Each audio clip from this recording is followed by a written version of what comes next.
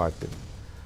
ఎలా ఈ బురదని ఇంకొంతమందికి పుయ్యాలి అనేదానికి ఏం తోచక ఆ ప్లాన్లు వేస్తున్నారు, ఈ ప్లాన్లు వేస్తున్నారు. ఏం చేసినా ఏమీ వర్కౌట్ అవ్వట్లా, ఎందుకంటే అది నిజాలు కాదు కాబట్టి. మళ్ళీ ఏదో ఎత్తుక్కొస్తారు, మళ్ళీ అది వర్కౌట్ అవ్వదు. ఇప్పుడు 2 కొత్తవి పట్టుకొచ్చారు.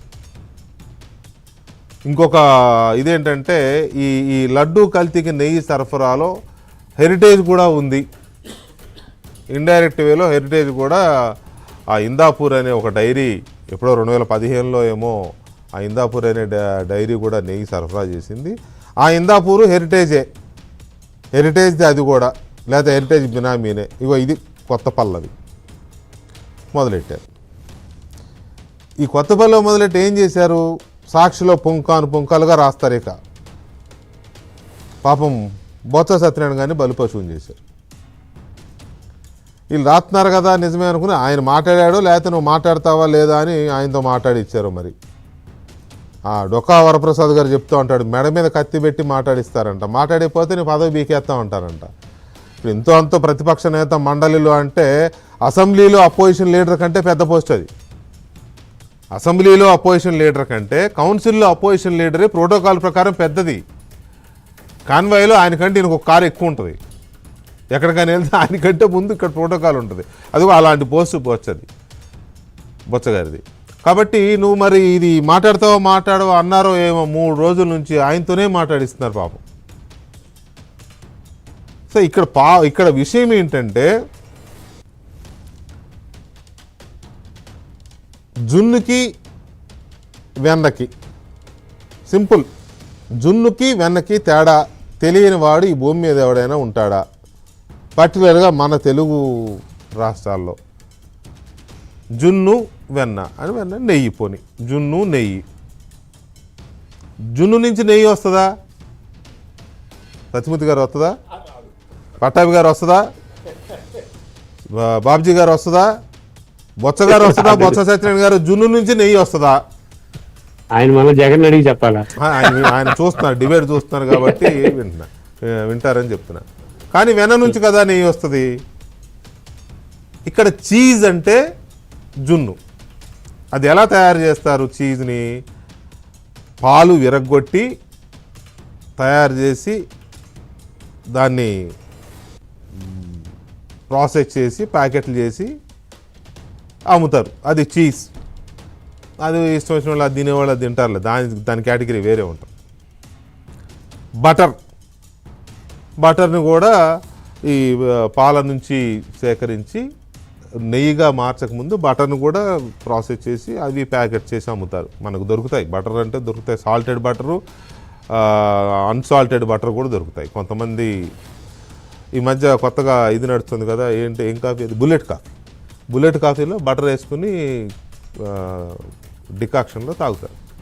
అది బటర్. నెయ్యి, ఇక నెయ్యి గురించి నేను చెప్పవసరలా. మంచిగా పాలు తోడేసి మేగడతో సహా చిలికితే, చిన్నప్పుడు మన పెద్దవాళ్ళు అమ్మమ్మ వాళ్ళు నాయనమ్మ వాళ్ళు చల్లకవ్వ ఇలా చిలుకుతూ ఉంటే మజ్జిగ తోడు ఇదైన తర్వాత ఆ వెన్న వస్తుంది. ఆ వెన్నాన్ని కరిగించుకుని నెయ్యి చేసుకుని ఇదంతా ఎందుకు చెప్పాల్సి వస్తుందంటే, మొన్న బొత్స సత్యనారాయణ గారు అది చూపించి ఇదిగో హెరిటేజ్ చీజ్, ఇదిగో ఈ చీజ్ సప్లై చేశారు తిరుపతికి అంటారు. అరే అది జున్ను స్వామి, అది ఇందాపూర్ వాళ్ళు తయారు చేసిన చీజు. అది ఎందుకు తిరుమలకు సప్లై చేస్తారు? అది జున్ను కదా. అది ఒక పాయింట్. ఇందాపూర్కి హెరిటేజ్కి ఉన్న సంబంధం ఏంటి? వీళ్ళిద్దరు ఒకటే, హెరిటేజ్కి బినామీయే ఇందాపూర్ అని మాట్లాడతారు. ఇందాపూర్ అనేది ఒక పెద్ద డైరీ, చాలా పెద్ద డైరీ కంపెనీ. అది నాకు తెలిసి అమూల్ తర్వాత సెకండ్ ప్లేస్లో ఉంది ఇండియాలో, అంత పెద్ద కంపెనీ. సో ఆ కంపెనీకి, ఆ డైరీకి ఈ దేశంలో ఉన్న కొన్ని డైరీలు, ఒక 20-25 డైరీలు ఈ చీజ్ లాంటి ప్రోడక్ట్స్ని మ్యానుఫ్యాక్చర్ చేయమని కాంట్రాక్ట్ ఇస్తాయి. మిల్క్ ప్రోడక్ట్స్, చీజ్ కావచ్చు, లేకపోతే బాదం మిల్క్ కావచ్చు, లేకపోతే ఇంకోటి కావచ్చు ఇచ్చుకుంటారు వీళ్ళ పాలతోనే. ఆ చేసి ఇచ్చిన ప్రోడక్ట్స్ కోసం వాళ్ళకి ఇంతని పే చేస్తారు, కాంట్రాక్ట్ కదా. అదిగో ఆ టైఅప్ ఉంది ఇందాపూర్కి హెరిటేజ్కి. అలా 25 డైరీలు దగ్గర ఉన్నాయి ఇండియాలో. దాన్ని పట్టుకుని ఇగో ఇందాపూరే హెరిటేజే ఇందాపూర్, ఈ ఇందాపూరే నెయ్యి సప్లై చేసిందని చెప్పి కాలికేస్తే ఏలికేస్తే కాలికి, బట్టతలకి, మోకాలికి ముడేసి బొత్సగారితో చెప్పించి పాపం ఆయనకి జున్నుకి నెయ్యికి మరి తెలియక చెప్పాడో లేదా చీజ్ అన్నా బటర్ అన్నా ఒకటే అనుకున్నాడో, చీజ్కి గీకి తేడా తెలియక చెప్పారు. పాపం అంత పెద్ద ఆయన్ని నేనేది అవమానించాలని కాదు, ఆయనకి తెలియదని నేను అన్నట్లా తెలుసు. ఆయన చాలా సీనియర్ పొలిటీషియన్. చీజ్కి గీకి రెండు ఒకటే అని చెప్పారేమో ఈ దుర్మార్గపు కథలు వెళ్ళేవాళ్ళు. మరి ఆయనకి ఏమైనా చెప్పారా, లేక ఆయన కావాలని ఆయన కూడా ట్రాప్లో పడ్డాడు, లేకపోతే ఆయన కూడా కావాలని అబద్ధాలు ఆడాడు, నాకు తెలియదు. చీజ్ని నెయ్యిని జున్నుని నెయ్యిని ఒకటి చేసేసి లడ్డూలో కలిపేశారు. చంద్రబాబు నాయుడు హయాంలోనే జరిగింది, హెరిటేజ్ చేసిందని చెప్పి ఎక్కడి నుంచి ఎక్కడికో తీసుకెళ్ళి దీన్ని ఒక మాయ చేసి ఆ బురద బుయ్యాలని చూసి ఇదిగో మళ్ళీ ఇవాళ చెప్పు దెబ్బలు అనలేను నేను, చెంపదెబ్బలు తినే పరిస్థితికి వచ్చారు. ఎందుకు చెంపదెబ్బ అంటే within no time heritage Botsa Satyanarayana గారికి లీగల్ నోటీస్ ఇచ్చింది క్షమాపణ చెప్పమని.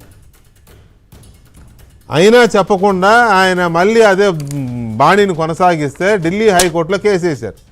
100 కోట్ల రూపాయలకి పరువు నష్టం దావా వేస్తే వెంటనే ఢిల్లీ హైకోర్టు సాక్షికి నోటీసులు ఇచ్చింది.